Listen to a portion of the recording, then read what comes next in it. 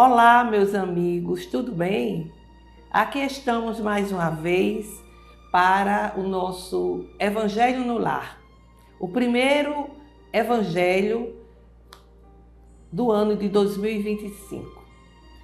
É com muita alegria que aqui retornamos para o encontro da família, o encontro da família com Jesus. E aqui estamos para mais uma etapa de reflexões em torno dos ensinamentos de Jesus. Que esse ano de 2025 seja um ano bastante proveitoso para que nós possamos atuar na seara de Jesus, do estudo, na reflexão e na ação de caridade.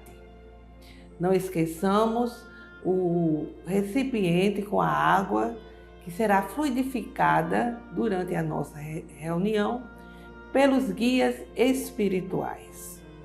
É um momento de bênção que nós talvez ainda não tenhamos condições de compreender, de alcançar o sentido verdadeiro do culto do Evangelho no lar.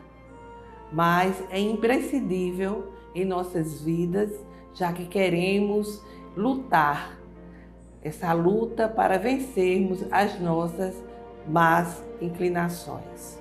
Então, iniciando como é de praxe, com a leitura preparatória, o livro Pão Nosso, como nós já sabemos, que foi ditado por Emmanuel através da psicografia de Chico Xavier. Prosseguindo, hoje nós teremos o capítulo 103, ou a mensagem 103. Cruz e disciplina. E constrangeram um certo Simão Cirineu, pai de Alexandre e de Rufo, que por ali passava, vindo do campo a que levasse a cruz. Registro de Marcos, no capítulo 15, versículo 21. Muitos estudiosos do cristianismo combatem as recordações da cruz, alegando que as reminiscências do Calvário constituem indébita cultura de sofrimento. Assevero negativa a lembrança do Mestre nas horas da crucificação entre malfeitores vulgares. Somos, porém, daqueles que preferem encarar todos os dias do Cristo por gloriosas jornadas e todos os seus minutos por divinas parcelas de seu ministério sagrado ante as necessidades da alma humana. Cada hora da presença dele entre as criaturas reveste-se de beleza particular, e o instante do madeiro afrontoso está repleto de majestade simbólica. Vários discípulos tecem comentários extensos em derredor da cruz do Senhor e costumam examinar com particularidades teóricas os madeiros imaginários que trazem consigo. Entretanto, somente haverá tomado a cruz de redenção que lhe compete aquele que já alcançou o poder de negar a si mesmo, de modo a seguir nos passos do Divino Mestre. Muita gente confunde disciplina com iluminação espiritual. Apenas depois de havermos concordado com o jugo suave de Jesus Cristo, podemos alcançar aos ombros da cruz que nos dotará de asas espirituais para a vida eterna. Contra os argumentos quase sempre ociosos do que ainda não compreenderam a sublimidade da cruz, vejamos os exemplos do Cirineu nos momentos culminantes do Salvador. A cruz do Cristo foi a mais bela do mundo. No entanto, o homem que o ajuda não faz por vontade própria, e sim atendendo à requisição irresistível. E ainda hoje, a maioria dos homens aceita as obrigações inerentes ao próprio dever, porque a isso é constrangido. Ou seja, meus amigos, é necessário que tomemos a nossa cruz para seguir Jesus, como ele mesmo falou. E para segui-lo, tome a vossa cruz e siga-me. Então, o Cirineu, ele ajudou Jesus a carregar a cruz, mas ele foi obrigado, ele não tinha como não ir. E quanto a nós, não, que devemos tomar a nossa cruz e seguir adiante, seguir conforme os ensinamentos do Cristo. Não é só ter disciplina que isso seja uma iluminação espiritual. É necessário que a gente concorde com o jugo suave de Jesus Cristo, ou seja, carregar carregar a cruz, mas adotando como auxílio o jugo de Jesus, que significa viver conforme os seus ensinamentos de amor, justiça e caridade. Então, vamos fazer agora, a nossa prece inicial, elevar nossos corações a Deus nosso Pai, sintonizando com as forças do bem, as forças universais do bem. Senhor Jesus, abençoa-nos com a vossa misericórdia e compaixão, nos fortalecendo assim em nossa caminhada terrena, e para isso, ajuda-nos nesse momento a compreender os ensinamentos que aqui serão estudados e, sobretudo, a vivenciá-los a cada momento da nossa existência. Fica conosco, Jesus, agora e sempre. Que assim seja. Bem, meus amigos, prosseguindo com o estudo do Evangelho, nós vamos adotar em nossas reflexões o livro Florações Evangélicas do Espírito Joana de Ângeles, através da psicografia de Divaldo Pereira Franco. Joana, ela selecionou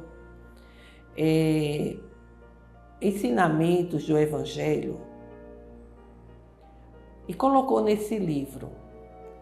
E ela aborda vários temas, diversos temas, informações profundas e grandiosas, necessárias ao nosso aperfeiçoamento moral e espiritual.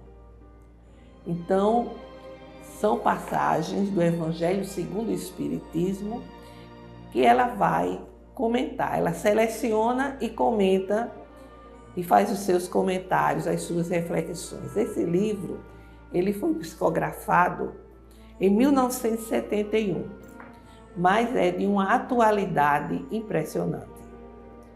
Reflexões que se fazem necessárias a todas as problemáticas que a humanidade hoje vivencia. Então, no primeiro capítulo, ela selecionou o terceiro parágrafo do prefácio, o pequeno prefácio que o Espírito de Verdade fez, elaborou. O prefácio do Evangelho segundo o Espiritismo. Então, nos diz o seguinte: as grandes vozes do céu ressoam como o som da trombeta e os coros dos anjos se reúnem.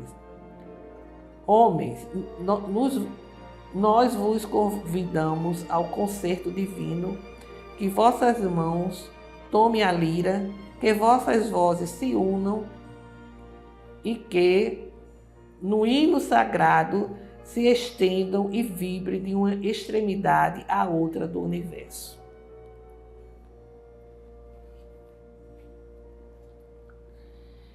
O que quer dizer esse parágrafo? É o Espírito de Verdade nos dizendo que a espiritualidade está a emitir toda uma melodia, toda uma sinfonia, vamos assim dizer, à medida em que os ensinamentos de Cristo chegam até a humanidade.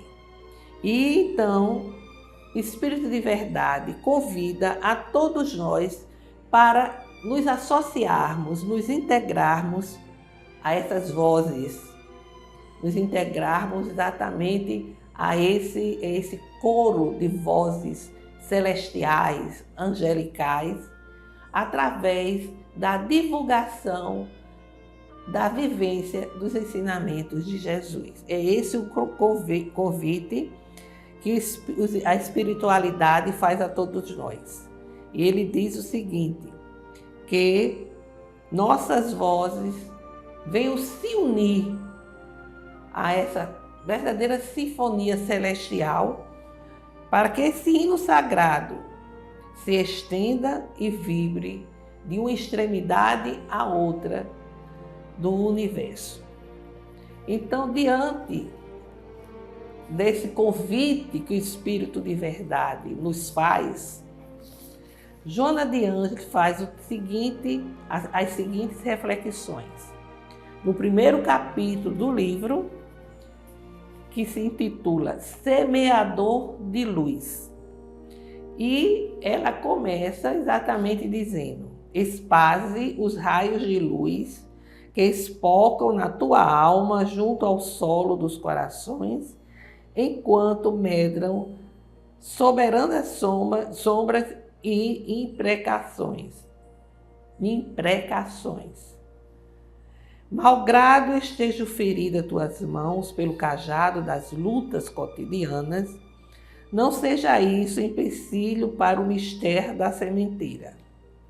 Pelo contrário, permite que as gotas de suor da face cansada e as bagas sanguinolentas caindo na terra das almas transformem-se na umidade generosa que desenvolve o embrião a dormir no casulo do amor latente em todos. Ou seja, aqui ela diz que é necessário que estejamos a expandir a nossa luz. Por quê? Porque às vezes a gente acha que não tem luz, que a gente não tem condições de divulgar, de expandir os ensinamentos de Jesus.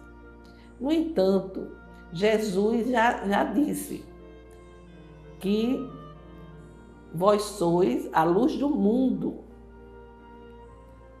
Lembram dessa assertiva do Mestre? Vós sois a luz do mundo, o sal da terra. Por que ele diz, vós sois a luz do mundo? Naquela época, né, de tanta ignorância.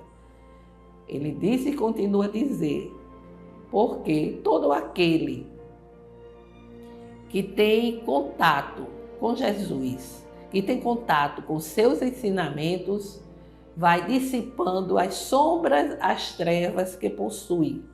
E essa luz não pode ficar retida em nós mesmos. Essa luz precisa iluminar outras pessoas, porque com certeza na retaguarda há pessoas que necessitam do esclarecimento, da orientação com relação aos ensinamentos de Cristo.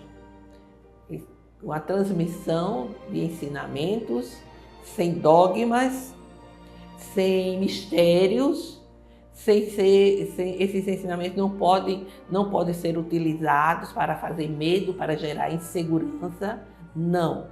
São ensinamentos que esclarecem e que devem levar a criatura humana a ver em Jesus um irmão verdadeiro, um ser próximo de si, com quem ele pode conversar, com quem ele pode tratar de irmão para irmão.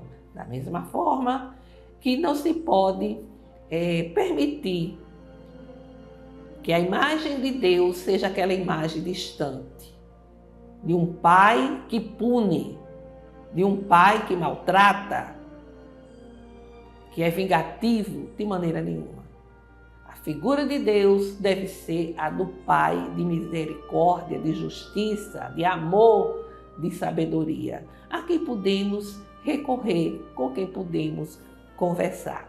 E nesse sentido, aqui Joana de Ângeles diz, que não devemos nos preocupar se nossas mãos estão feridas, se estamos cansados, o nosso rosto suado para o trabalho. Não. Qualquer que seja a nossa condição, devemos persistir nessa obra de semeadura. Como ela diz, semeador de luz. Chama a cada um de nós um semeador de luz, porque já temos o conhecimento dos ensinamentos de Jesus, mesmo que seja ainda um conhecimento limitado, mesmo que a gente não tenha ainda conseguido alcançar a profundidade desses ensinamentos, mas nós podemos, assim mesmo, ser semeador. E ela prossegue e nos diz, não fales de cansaço, nem arroles decepção. Aqueles que entesouram o amor podem desdobrar em milhares as moedas da coragem para continuarem ricos de entusiasmo. Multiplicam os haveres na razão em que os doam, e quanto mais distribuem, mais possuem, conseguindo o milagre da felicidade onde se encontram. Ou seja, não podemos desistir, desanimar diante das dificuldades, principalmente das decepções, porque nós trabalhamos em todos os lugares com pessoas diferentes. O nível de evolução é diferente, cada um tem a sua identidade, cada um tem o seu patamar de aperfeiçoamento. Então, vai acontecer decepções. E não podemos simplesmente relatar que tais decepções estão a nos enfraquecer, estão a nos afastar da seara do Senhor. Isso ocorre em todo lugar, na casa espírita também. Nós nos decepcionamos com um, com o outro, e quantas vezes ficamos sem coragem, ficamos com aquele pensamento de desistir, de se afastar, e isso não é positivo, porque em nenhum lugar nós vamos encontrar a perfeição. Nós não somos perfeitos e ninguém é perfeito. E isso, às vezes, nós vivenciamos com relação no ambiente, né? Ali o ambiente de trabalho, no ambiente espírita. Nós não concordamos, às vezes, com as decisões de uma diretoria e por isso queremos contestar, nos afastar. Há quem até conteste a orientação dos espíritos e ficam desencantados, né? Revoltados e vão buscar outro lugar. Só que nesse outro lugar vão ter também os conflitos, as diferenças. Então é necessário, é lógico que a gente tem que ter lucidez e discernimento. Desde que não haja nenhuma afronta à moral, à ética, nenhuma afronta aos princípios do Evangelho e da doutrina espírita, não há porquê essa revolta e querer se retirar. Vamos colaborar, vamos contribuir, vamos ser esse semeador de luz, principalmente através do nosso exemplo. Porque tolerância, paciência, compreensão é um exemplo muito difícil, mas nós conseguimos, através desse exemplo, podemos modificar opiniões, modificar decisões, modificar as pessoas. E ela vai nos dizer: semeador da luz, não temas a treva nem a discórdia, a precipitação ou a preguiça. Muitos se dizem cansados no campo, outros se afirmam desiludidos. Vários desejam renovar emoções, caracterizando-se por inusitada saturação. Alguns simplesmente desertaram, e onde medravam as primeiras plântulas, a erva daninha triunfa e a desolação governa. Prossegue tu, porém, insistentemente, mesmo que te suponhas abandonado a sós. Ou seja, persistir, ter fé, é, sem dúvida, um posicionamento extremamente necessário. E ela diz: há aqueles que semeiam animosidades e deparam idiosincrasias. Abundam os que espalham a ira e defrontam resíduos de ódios onde chegam. Na alfândega da vida, muitos apresentam disfarçadas sementes da maledicência e da infâmia, esperando liberação. O imposto da impertinência, porém, cobra taxas pesadas àqueles que se fazem fiscais em nome da impiedade. Por isso, na gleba imensa dos homens, surgem e ressurgem tantos afligentes e afligidos, disputando espaço na ribalta da ilusão fisiológica. Passos disfarçados, enganadores ou enganados, na busca do desencanto. São também semeadores do desconcerto que defrontarão adiante. Semeia, pois, a luz da esperança, ainda e sempre, desde que se depare oportunidade feliz. Então, há pessoas, né, que sempre estão ali naquele contexto, nesse, naquele, que querem semear, mas terminam por semear a discórdia, a maledicência, a inveja, o desconforto, vão semeando exatamente sementes contrárias ao Evangelho. E mesmo assim, nós devemos persistir e continuar semeando luz, levando luz aos ambientes e às pessoas, a começar da nossa casa, não é mesmo? É por onde nós vamos começar. Então ele diz aqui que chegará a cobrança do imposto, lógico. Com quem vai semear discórdia, semear desconforto, qualquer tipo de semente negativa, o que é que vai acontecer? Vai surgir a erva daninha, sufocando o trabalho ali existente. Por quê? Porque quantas vezes nós nos afastamos, desistimos de permanecer ali, semeando a luz, semeando a orientação, o ensinamento de Jesus e, sobretudo, a exemplificação. E lembrar, como Jonas diz, que um dia um homem sublime abandonou por um pouco um jardim de estrelas para depositar nas criaturas da terra gemas de refulgente esperança em torno do seu reino. Ímpios e caídos, hipócritas e pecadores, nobres e plebeus, gente simples e prepotente receberam sua dádiva e fizeram que mergulhassem na terra das suas vidas os raios da sua luz, transformando-se em sóis de bênçãos que desde então clareiam os destinos da terra. E ele mesmo, quando foi desdenhado numa cruz, fulgurou numa excelente madrugada, continuando a semear a luz da imortalidade na mente e no coração dos que jaziam na sombra da saudade e do medo. Então ela encerra lembrando Jesus.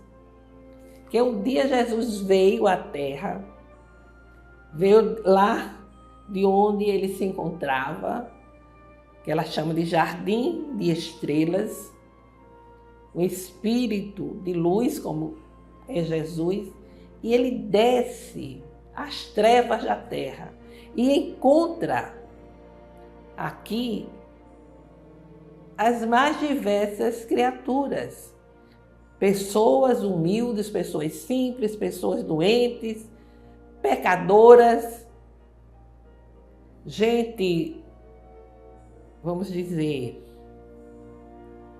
mergulhado assim no poder, na riqueza, mas pessoas pobres, pessoas simples. E, no entanto, ele expandiu sua luz naquele momento, naquele contexto, e todos receberam o seu exemplo, o seu ensinamento. Lógico que cada um fez desse ensinamento, dessa luz, uma transformação em suas vidas, ou permaneceram na mesma cegueira em que se encontravam. Então ele veio trazer essas bênçãos porque era necessário clarear os destinos da terra. Era necessário implantar as bases do seu reino, do reino de Deus, do reino dos céus. E a mensagem foi para todos, para que todos tenham vida, vida em abundância. Mas muitos não compreenderam, muitos não aceitaram, mas Jesus, por isso, permaneceu firme até o momento em que foi levado ao sacrifício da cruz.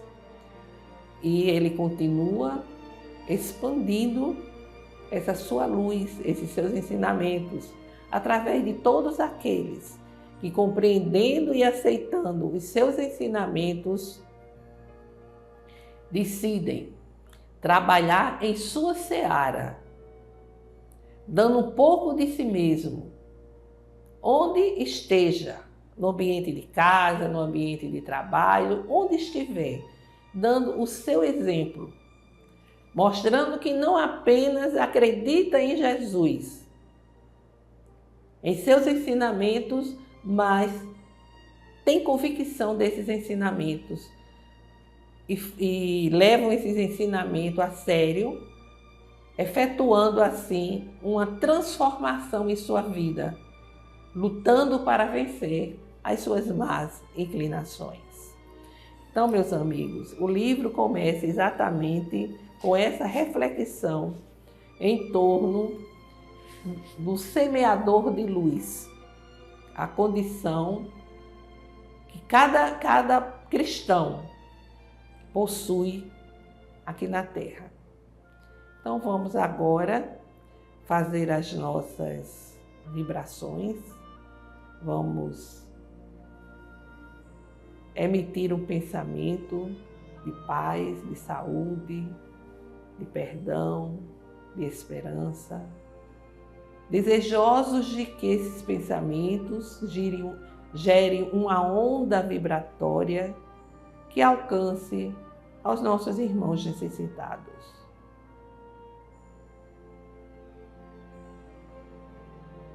Senhor Deus do Universo, nosso Pai Criador, rogamos, Senhor, pela paz entre as nações, pelo entendimento dos governantes das grandes potências, para que é necessário acolher, ajudar a tantos outros irmãos nossos que se encontram em situação de miséria. Para que eles entendam que a destruição pela guerra é um grande engano, porque destroem a matéria, mas os espíritos permanecem vivos. Que a ganância, o orgulho, o poder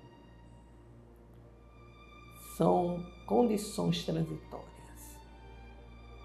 Rogamos pelo nosso país, para que os governantes entendam que precisam trabalhar pela justiça social, pelo fortalecimento da doutrina espírita, para que ela permaneça de forma coerente com a codificação e com o Evangelho do Cristo, pelo perdão e concórdia daqueles que não sintonizam conosco, por todos os nossos irmãos doentes e seus familiares, para que encontrem fé e esperança em seus corações, por todas as famílias, para que o Evangelho do Cristo chegue aos lares, levando harmonia aos corações. Vamos fazer uma pequena pausa para que cada um apresente suas rogativas específicas.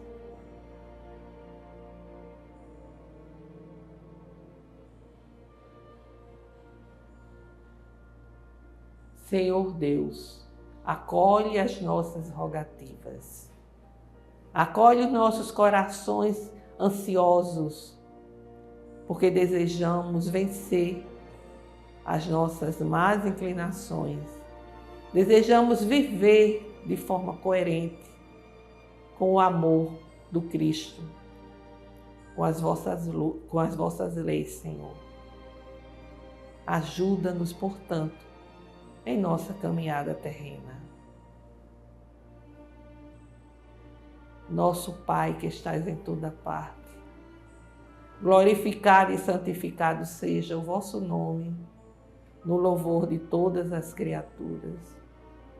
Venha a nós o vosso reino de amor e sabedoria, seja feita a vossa vontade acima dos nossos desejos, aqui na terra e em todos os ciclos espirituais. O pão nosso do corpo e do espírito dai-nos hoje. Perdoai, Senhor, as nossas dívidas, ensinando-nos a perdoar os nossos devedores com esquecimento de todo mal, não permitindo que venhamos a cair nas tentações das nossas próprias inferioridades. Livra-nos, Senhor, de toda maldade, para que assim reine a paz no entendimento, o amor na caridade, hoje, amanhã e sempre. Que assim seja. Com esta prece, encerramos o Evangelho de hoje, desejando a todos uma semana de saúde, paz e harmonia. Até breve.